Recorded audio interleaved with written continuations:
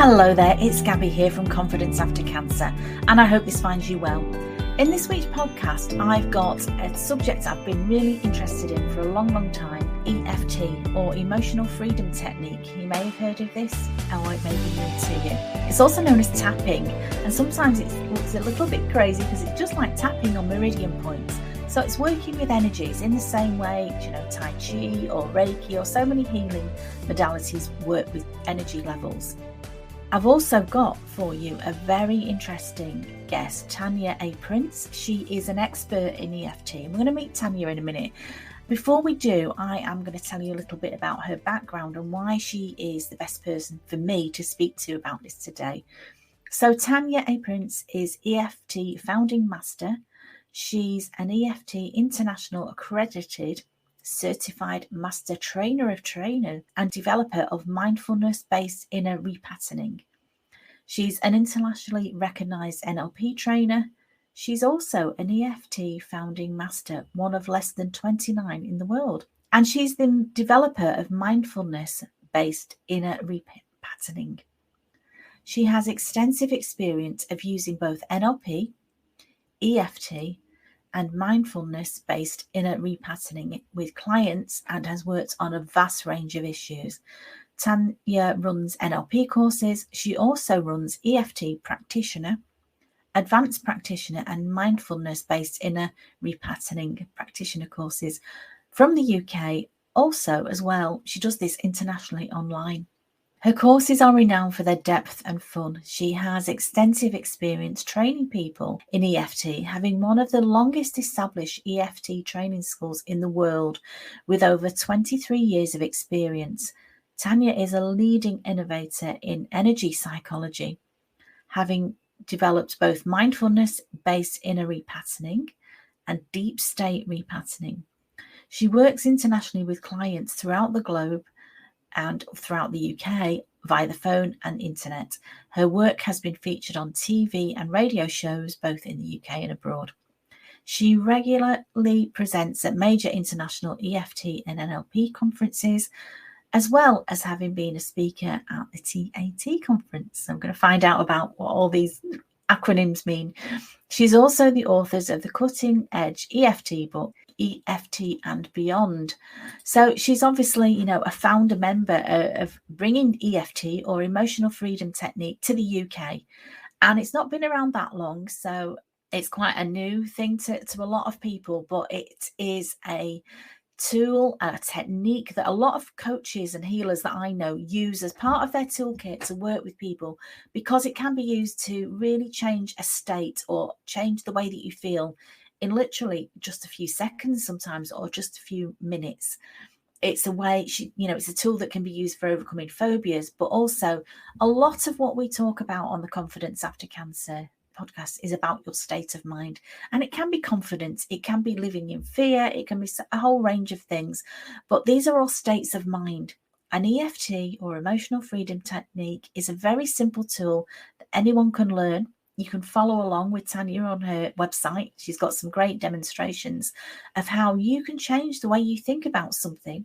You can change the way you feel about something in just a matter of minutes. So it's really wonderful. I'm going to meet Tania. She's going to talk about her background, how she got into the work that she does, and how you can use it in your everyday life to help you feel better about yourself, to feel better about maybe any problems that you've got. And I'm hoping you're going to find it interesting, because I'm fascinated by this subject. And as I say, yes, there's a lot behind it, as with most of healing techniques or technologies. There's a lot behind it, but to use it is really, really simple. And so she's going to talk to us about this today. If you're listening to this, I hope you enjoy the podcast. We're also going to show this podcast on YouTube, so you can follow along with what she's demonstrating as we go. But as I say, I will put a link below this podcast in the show notes to Tania's YouTube channel, where you can see her doing demonstrations of EFT. There's a lot of people that are doing EFT. She's not the only one, but obviously she's an expert in this. She's a master, and she's a master trainer. So I think it's really interesting to listen to what Tania's got to say. And let's head over now to meet Tania and see what she's going to tell us about EFT. So see you on the other side. Bye. So welcome, Tania, to this week's Confidence After Cancer podcast. It's so good to see you. How are you? I'm fine, Gabby, absolutely fine. And thank you for inviting me onto your show. No problem. I know EFT is something that I've had an interest in for such a long time, but some people watching this may not be aware of what EFT is, Emotional Freedom Technique, which is what we're going to talk about. So can you're the expert, you explain in your words what it is, please? I mean, it's commonly referred to as a psychological form of acupressure. So we're tapping on acupoints, energy points on the body. But I'd say it's go way beyond a psychological technique. It is actually a technique that works through the body to help us come back into balance. So, if you think about some kind of issue you have, if you feel stressed, you're not in Mhm. balance. And so if you bring awareness to what is causing you the stress and then begin to tap on the acupressure points, basically your system comes back to balance quite rapidly with that. And it's not that hard to do. It's very simple to do and fantastic self-help technique. Why I say it's more than a psychological technique, I'll get my head more in the center here. uh, Absolutely why, fine. why it's more than a psychological technique is that we work a lot on physical problems as well. Tends to be like chronic pain because often there's a lot of emotion there, as in behind the scenes, and it's showing up as physical. And so we do a lot of work on that. So we get some really good results right across the board. Mhm. Yeah, that sounds wonderful. And I've experienced myself, and I would testify to that. It can be really quick to change the way that you feel about something. But how did you get into this work that you do then, Tania? Tell us a little bit about your story. My story, really, if I really look far back at it, there's so many ways I could say this, but as a child, I was very shy. So shy that I couldn't even put my hand up in the classroom of other children because there was that fear going on inside. So I was shy but confident. You can have the two things in the same body, Ah, really. yeah. And as a consequence of that, I actually skipped a lot of school because it was very uncomfortable for me to go to school. I would say I kind of had that kind of social anxiety to some degree. I didn't have any Mhm. friends at school from Oh, about the age of 11 to 16. So it was very isolating for me. And when I went to sixth form college, I did make some friends there, but again, didn't 100% turn around. And went to university, everything turned around, and I had loads of friends everywhere. But when you have that kind of experience in life, it gives you a motivation to overcome that type of issue. yeah. And which I would see as a positive, it's a drive within you. At university, I did science. I've got a degree in chemistry. And I tell you, an interesting thing about that is I worked this out years later. Part of that fear that I had was a fear of making a mistake and then being ridiculed for it Uh-huh. and the emotion that you have around that. So that was part Mhm. of the issue. And so if you think about going down a science route, it's kind of what we call black, white. There's Yeah. a right answer and a wrong answer. Yeah. And you can learn that. And I worked out later on that I chose that route simply because of my emotional issue. Ah, right. A lovely avoidance strategy to try Mhm. and make it that I wouldn't be faced with that, which is, it's fight or flight. It's a common survival strategy, but I It didn't really is. realize that, Yeah. until years later. So, and actually, what I realized when I went to university and one of the lecturers said, "Oh, well, we've all got different opinions." I lost interest in getting a science degree. And that's where years later it really dawned on me that's because it didn't serve the purpose of Mhm. right and wrong. I couldn't Right. study hard enough and be sure that I would get it right. Yeah. And Yeah. I thought, well, that's interesting. And I've met many people who've chosen their career because of their emotional issues. Mhm. But when I came out of university, I mean, I do love science. I love that way of thinking, but I didn't want to be in a laboratory um, testing things, very isolating, and it wasn't the right career for me. So I went into show business, as you do, and was in a rock band and stuff like that, a professional band. Wow. Okay. Well, I did say partly was shy, but the other part certainly wasn't. Wow. So I kind of, as they say in Ireland, I think it's lived the life of Riley. Had a very unusual kind of career and had loads of fun. And we travelled through different countries. We performed, had a great time, did TV shows, and it was great fun, but I was still shy. The interesting thing about that is that I was fine to perform and do that, and I could do it very naturally. But if I was in an interview, oh yeah, that got me. And there is some embarrassing moment right out there. I'm not going to tell anyone where it is, but it was a TV show. Oh, really? I'm sure I talked a load of rubbish on it because it confuses your mind once you get into the emotional state. And when I came out of show business, I thought, what do I really want to do with my life? And I went back to, I've always had an interest in self-development, I think because of what happened early. And I didn't realize, but my father was a hypnotherapist in the 1950s. And my mother had anxiety when I was a child. So again, our house was full of all these self-development books. And I'd read them. And so when I thought, what do I really want to do with my life? I thought I want purpose. I want something that really means something to me. And that to me was helping people. I see real value in helping people because there's a beautiful energy when you help people. You must know this yourself, Gabby, don't you? Yeah, you get so much back. Yeah, I find that definitely. Yeah, something very beautiful about that. And so I really, that so resonated with me. I want to help people. But there's another strand to that is, and I suppose that's why I went to university. I love learning. And I love being at, say, the cutting edge of something. I don't want to just do something for the sake of it. I want to be really go out there to be the best I can doing that, so I can give maximum value. That's important to me. I thought about that, and I was kind of just coming into having a family at that point in time, but because that's also important to me, family, children, and stuff like that. It's one of the reasons I came out of show business. It's not conducive to traveling everywhere and dragging a child. And so I trained as a hypnotherapist, which I love because it's the power of the mind. And I'm talking about controlling people, but it's power of your own mind, that you're in control of your mind in a lovely way that's self-empowering. And that was important to me, I think, again, because of the issues I'd had when I was young. And then I got introduced to neuro-linguistic programming. I think they saw me coming, all these trainers. They'd always say to me, look, Tanya, if you really want to be in this business, you really need to do this. Of course, Which I appreciate that they did that. They pointed me in all these directions. I did counseling, and then I came across EFT. And I don't think too many people know this, but one of the people who brought EFT to the UK lives in the village that I live in. Oh, wow.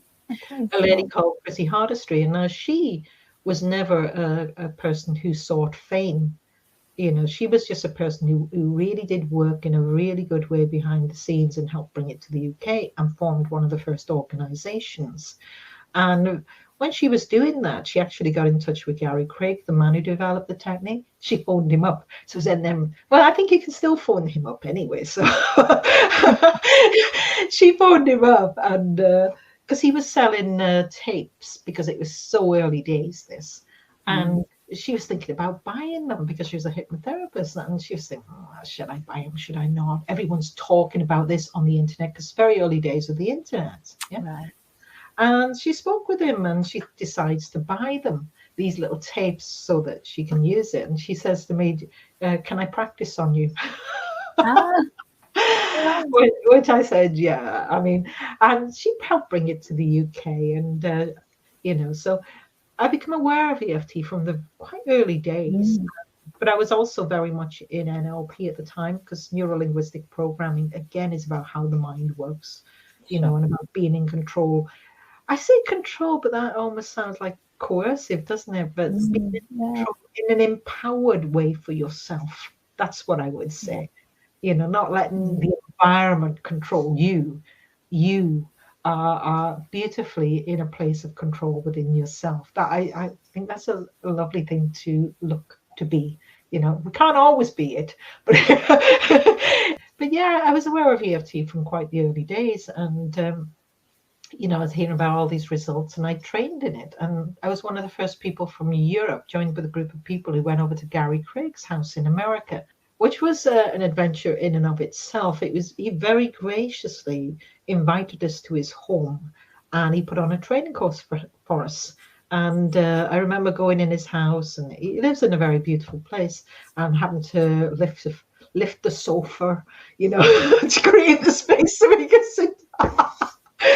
And I do appreciate that he did that for us in a very nice way, and I think it was such early days for EFT. He really appreciated us coming over, because it was at that point I don't think he knew what he developed so much at that point, and he didn't know how far it would go. And so for these 15 people, mostly from Europe, to come over there to his place, I think he was just in awe that people had made that effort. And I say a year or so after, he formed a program to find experts in EFT, because it looks so simple, and it is simple. People very new to it can tap on certain acupressure points, get some really good results. However, what you have then is that you don't know what you don't know.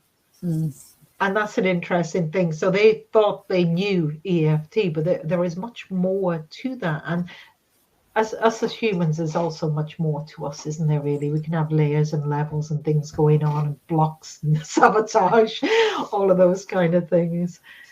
There's so many layers, isn't there, to people? There can be complexity to people. So although EFT is the most fantastic technique, and it can get very powerful, fast results. In fact, the fastest I've ever had a result working on any issue with EFT would be 2 minutes on a lifelong phobia of frogs, cockroaches, and spiders. 2 minutes it took.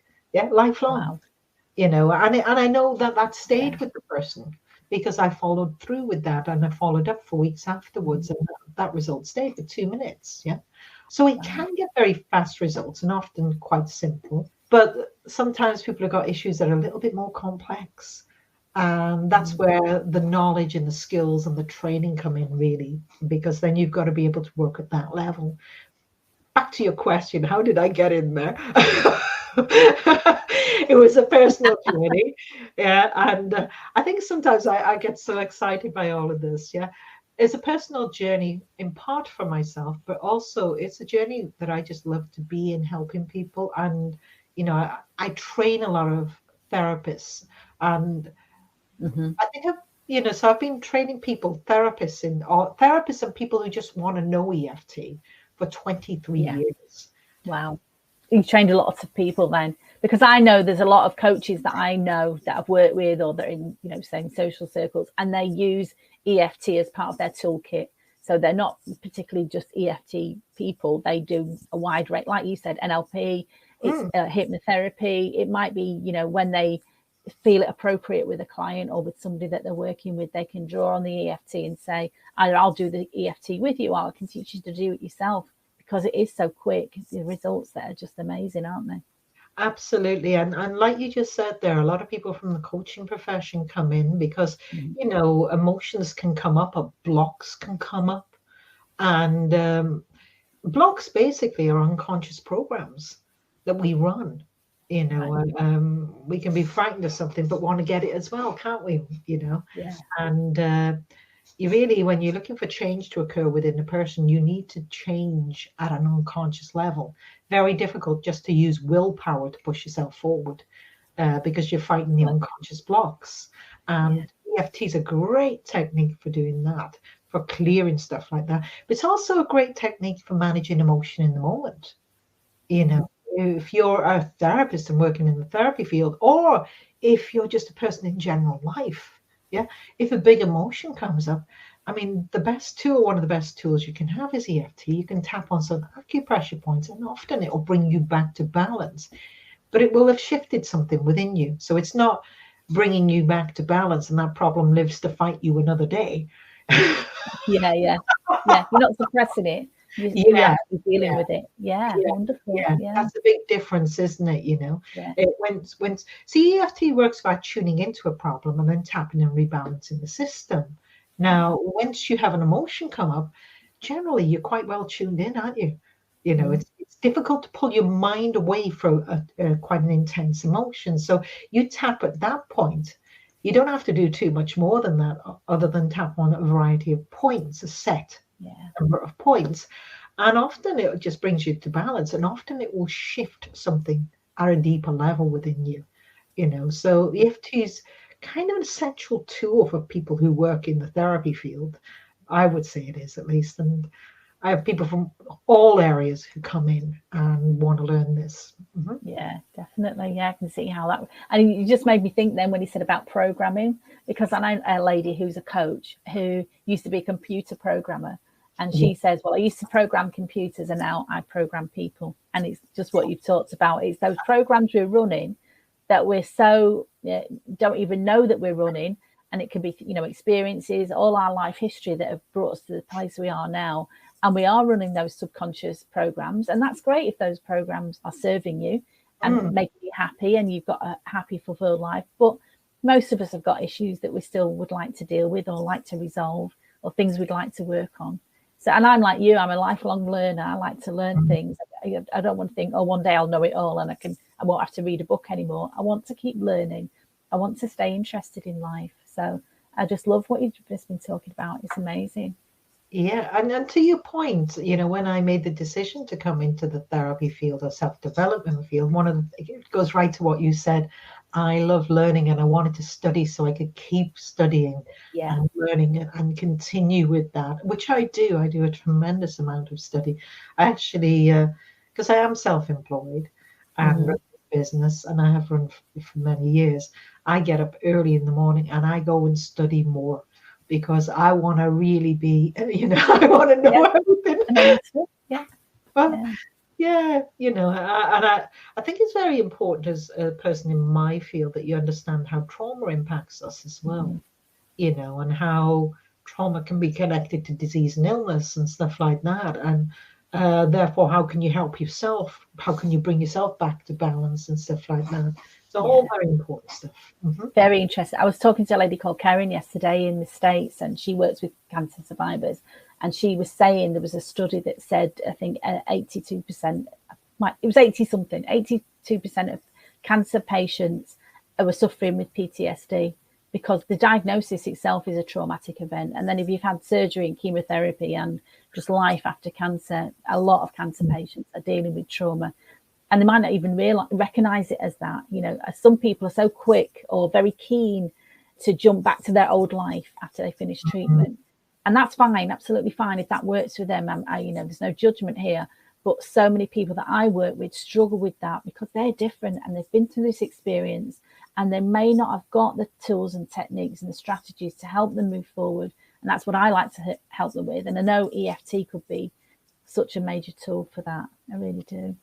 Right, absolutely. And I see why a lot of people would have post-traumatic stress disorder, because, you know yourself what you went through during that period. And although people always infer that time heals, I don't think it always does heal. I think, quite often we just learn to push it down more. And, because many a person has come into my private clinic and they've said, well, I've dealt with this. And then we get a couple of minutes talking and floods of tears come up, which is showing really all they've managed to, they managed to cope, but they've managed to push it down, and then it just comes up. I think EFT, that's where EFT really comes into its own, because we want to make sure that the mind's processed out those traumas, whether they be mini traumas or major traumas. I think a lot of people don't recognize the mini traumas. We recognize the biggie stuff, but a lot of little traumas in that path when you've been diagnosed with something like cancer, isn't it? I'd also say even the word cancer. Many people are terrified, aren't they? And one of the things we can do with EFT is actually make it that they're not terrified of that word. That they're able to say it. So in my clinic, when I've been working with people who've had stuff like that, you can tap on the side of the hand. And I wouldn't say the word first off, because it would bring up such a big emotion. Right. It's more like I tap on, so even though I'm frightened of that word, Yeah, yeah. So it kind of more gently comes toward it. Easing into it, Around yeah. tea, yeah. And then as you're beginning to bring the intensity down in a more gentle way, by the end, once you're getting really closer to it, you can actually say the word. But you have to do it. I always say do it in the most gentle, safe way for the person you're working with. Especially when the person's been through so much, you want to keep it as gentle as possible. Oh, that's lovely. Yeah. But But and I know I know from talking to you before, the EFT can be used in so many situations to deal with so many different things. But this is the Confidence After Cancer podcast. So if somebody wanted to work on their confidence, how would you use EFT for that? Well, EFT works by tuning in to the problem. So if you're working on your confidence, maybe you have a thought in your mind, and when you think that thought, you feel something physically that's uncomfortable. Yeah. So really all you have to do, one of the ways, there's many ways, is actually tuning to the thought. And the way to do EFT, and I'm going to do a kind of the structure of EFT first, which is literally you tap and say, even though I have this problem, Yeah. I accept I feel this. If you're dealing with a feeling, Yeah. you do that 3 times. Even though I have this problem, I accept I feel this. Do you have to say it out loud, or can you say it in your mind? We generally say it out loud, but the reason for that is to stop the mind straying. So you stay tuned into it. So in circumstances where you can't do that, you could do it silently in your mind. All right, that would be perfectly fine to do. And we do this a 3rd time, even though I have this problem. I accept I feel that. And then we tap this problem, just tuning into the problem. This problem, under the eye, this problem, under the nose, this problem, on the chin, this problem, collarbone, this problem, and under the arm, roughly about 4 inches. I got that. And then breathe in. We often breathe in and breathe out and just check. Now, when I think that thought, how intense is this feeling?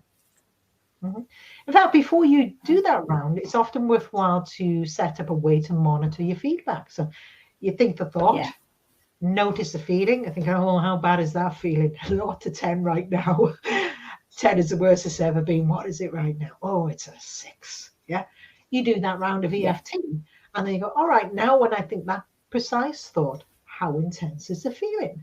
All right. And you repeat what I just did then. Now, I used the word this problem to represent the problem just then. Now, it could be but generally we would tune into the real issue itself. So it could be, so even though when I think of the boss, I have this butterflies in my stomach. Quite common for a lot of people. Yeah. Oh, yeah. Because they're often triggers that relate to something else as well. So even though when I think of the boss, I have these butterflies in my stomach, I accept I feel that. Repeat 2 more times. Even though when I think of the boss, I have these butterflies in my stomach, I accept I feel that. Even though when I think of the boss, I have these butterflies in my stomach, I accept I feel that. And then you just do, when I think of the boss, I have these butterflies in my stomach. Under the eye, when I think of the boss, I have these butterflies in my stomach. On the chin, when I think of the boss, I have these butterflies in my stomach. And under the arm, when I think of the boss, I have these butterflies in my stomach. And then you breathe in and you breathe out. And you check, now when I think of the boss, how intense are those butterfly feelings in my stomach? Now, it might be that you don't have a butterfly feeling anymore, but you have some other sensation. And it's still when you think of the boss. So then you modify your language slightly to target that. And you keep going until when you think of the boss, it's all right. He's just the boss, just a person. Now, it might be sometimes when we're getting triggered by an individual, it's really related to something else in our life. And suddenly you say a teacher from school pops up, or maybe your father was a bit strict or something like that, and they pop to mind. What that's happening there is your mind saying, oh, this is connected. You need to clear this as well. And so then you just use the EFT then to clear that. So when I think of my dad, I got this. That's one way of working. So it can be a very beautiful way of working and very empowering.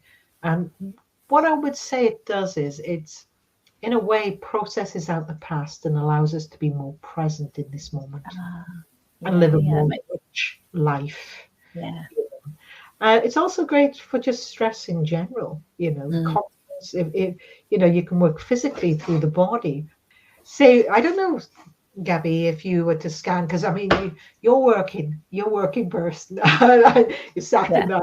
I don't know if there's any tension in your body right now or anything like that. I'm not conscious of it, but we were talking before about the experience that I had when I went to a gong bath. So sometimes I think you're just so used to it and you just think this is normal. It's only when it stops that you realise, oh my goodness, I was really tense before. Yeah. Well, absolutely true, isn't it? You don't tend to notice what has been normal for you. You just, that's it. Yeah. All right. But one of the ways of using EFT is just to scan down and think, all right, any tension here? Yeah. All right. And you might feel, oh, there's this tightness in my shoulders. Yeah. And then you can tap on, even though I got this tight feeling in my shoulders, I accept I feel that. Again, even though I have this tight feeling in my shoulders, I accept I feel that. Even though I have this tight feeling in my shoulders, I accept I feel that. And then we come around this tight feeling in my shoulders. Side of the eye, this tight feeling in my shoulders. Under the eye, this tight feeling in my shoulders. Under the nose, the tight feeling in my shoulders. On the chin, the tight feeling in my shoulders. And again, this tight feeling in my shoulders. And under the arm, the tight feeling in my shoulders. There's a very simple way of doing EFT. Then you can breathe in and breathe out. After, you'll find a relaxation that comes with that. So you can do body scanning, and it's very beautiful for doing that. Many, many different ways of applying EFT. That's perfect. I do actually I can feel my shoulders have gone down. I didn't know it was like that before, but I clearly was. Yeah. I mean, I've heard that many a time. The interesting thing is when I work with people, they come in through often very serious things, big emotional things that have gone on, whatever that might be. And I've had many clients said, this might seem strange. That's because it's unusual for them. And they said, actually, I feel taller. And think about that. Yeah, you would do. Emotional baggage impacts the physiology, doesn't it? Yeah. Literally weighing you down. We say that expression without thinking about it. Yeah. And it's if you're feeling a bit down and depressed, for sure we're not really straight, and we can slump forward a bit. Certain physiologies go with certain emotional states. And so, I love it when clients say that. It's just so shocking to them, but in a good way. I feel taller. Another comment. What? That's fabulous. Feel taller, walk taller. It's all, even the language is more confident, more present, more being yourself, isn't it? Yeah. The other common saying is, I feel so light. Yeah. Because emotional baggage, in a way, we feel it as weight often, and it's often we're carrying this weight on our shoulders. And as you tap on, you can even tap on, so even though I've got this big heavy weight on my shoulders,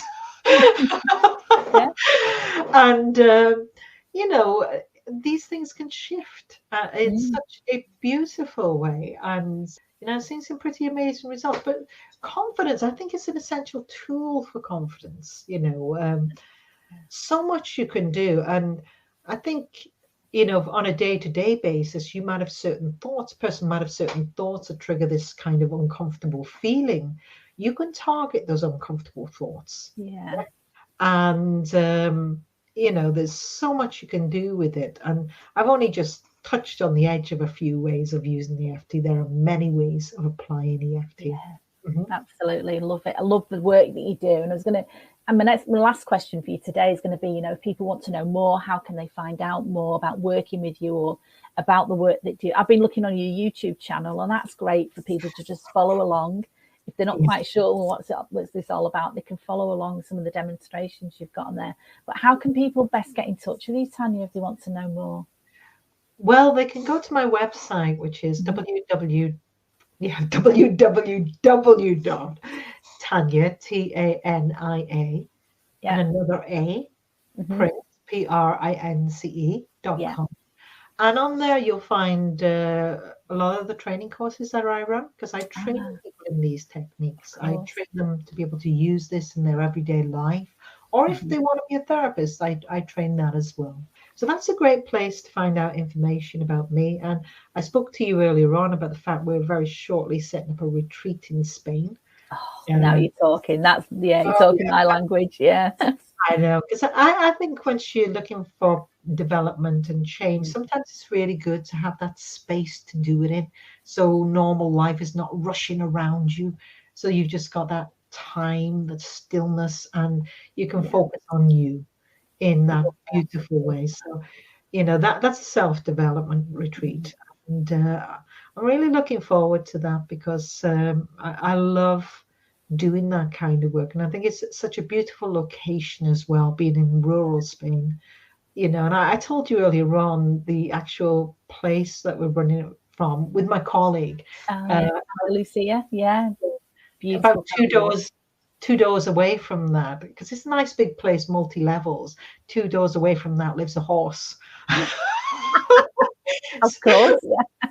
Yeah, yeah, as you do, the neighbour's a horse. Okay. Don't get that in Manchester. No. No, not generally, do you? So it's kind of an interesting kind of, just a natural, in many ways. There's many elements of that back to nature, a little bit more, rural living but just nice. So we'll be doing that. My website will have all the information, Yeah. whether people want to train as a therapist, or whether they just want to come in as someone who wants to learn the techniques to use for For themselves. themselves. Yeah. You Okay. know, I've only touched on how you can use it today. There is so much you can do with this in such a fantastic way, really. Absolutely. It's a fascinating subject. I think we'll maybe do another podcast and talk some more about different aspects of it. I will put the link to your website and your YouTube channel underneath the show notes here. So if Yeah. anybody's watching or listening to that, they don't know how they can find out more. But it's been absolutely wonderful to talk to you today. I do feel my shoulders are down. I didn't know they were up, but now they're down. So thank you for that. Yeah, and thank you for sharing that. Thank you, Gabby, for having me on your show. There's so much we could talk about as regards to the area you're Well, working. maybe we'll do the next podcast in Spain. Yeah, how would that be? Why don't you? That's a I'd challenge. love You that. would love it I'd then. love that. You would love. Thank you, Tania. Speak soon. You. Thank you. Thank you. Bye. Bye-bye. Well, I hope you enjoyed that podcast with Tania as much as I did. Such an interesting topic, EFT, emotional freedom technique. As we talked about there, a lot of coaches and therapists use EFT as part of their toolkit to help change state really quickly. Tania talked about how she's helped people to overcome phobias, but you don't need to have a phobia to be able to use EFT. You can use it. You can follow along on YouTube, or there's lots of courses. There's lots of free stuff that you can access. And I'll put a link to Tania's YouTube channel below this, where you can just tap along. You can decide yourself an issue or something that's bothering you that you'd like to work on, and just try it for yourself. See the results that you can get so quickly in 5-10 minutes. I've worked on things in the past before, problems that were really bothering me. I would say 10 out of 10, where I was all consumed by something. Just 5 minutes of tapping on that, following the little routines. It's such a calming, lovely way to calm down your nervous system, shut up that little chattering monkey mind that we've all got that's running programs we're not even aware of, and really getting back in touch with your body and its natural state and how it should be, how you should feel when you're relaxed. So it was a lovely chat with Tania. She a lovely tool that she's got there. I'd really highly recommend emotional freedom technique. There's a lot of people that do it. You can find somebody online that you like to follow, but I love Tania's way of explaining it, making it so simple, so accessible to anybody. It doesn't cost anything. Just have a look on YouTube, follow along with some of her videos, and please let me know how you get on with it. I'm also really interested in her retreat that she's going to be running in Spain. I think she's running it in October this year and maybe doing one next year. And if I can, that's going to be something that I'm going to be attending. So I shall let you know about that. Thank you so much for listening, as always. It's lovely to hear from you. I hope you're enjoying the Confidence After Cancer podcast series. so many aspects to confidence after cancer because we're all different. We've all been on different journeys. But one of the ladies I spoke to yesterday, Karen, said something that's really stuck with me. And she said she does similar work to me. She works with cancer survivors. And she said there's research that 82% of cancer survivors are suffering with PTSD, post-traumatic stress disorder. And that is, if you know anything about that, I don't really, but I'm learning, that is quite a serious thing to deal with. So quite often when we finish our cancer treatment, people will expect you to shrug off what you've been through and just move on with life or move back to the person that you were before. And if you're struggling with that, there's nothing wrong with you, my love. It's a completely natural response to the stress and the trauma that you've been through. And so there are many, many ways that we can work together to get you to the place you want to be, to leading the life that you're meant to live. You know, none of us survive cancer to struggle or to be unhappy. Yeah, my life is not 100% bliss all day long. I'm like everyone. I've got ups and downs and challenges, but I've learned so many ways to make those a small part of my life and to really enjoy every day, because that's what we're here to do, isn't it? So I hope you enjoy the rest of your day. Thank you so much for listening to me. Get in touch with me if I can help you in any way. You know where I am, confidenceaftercancer.co.uk. Take care, stay safe, stay sane. Bye-bye.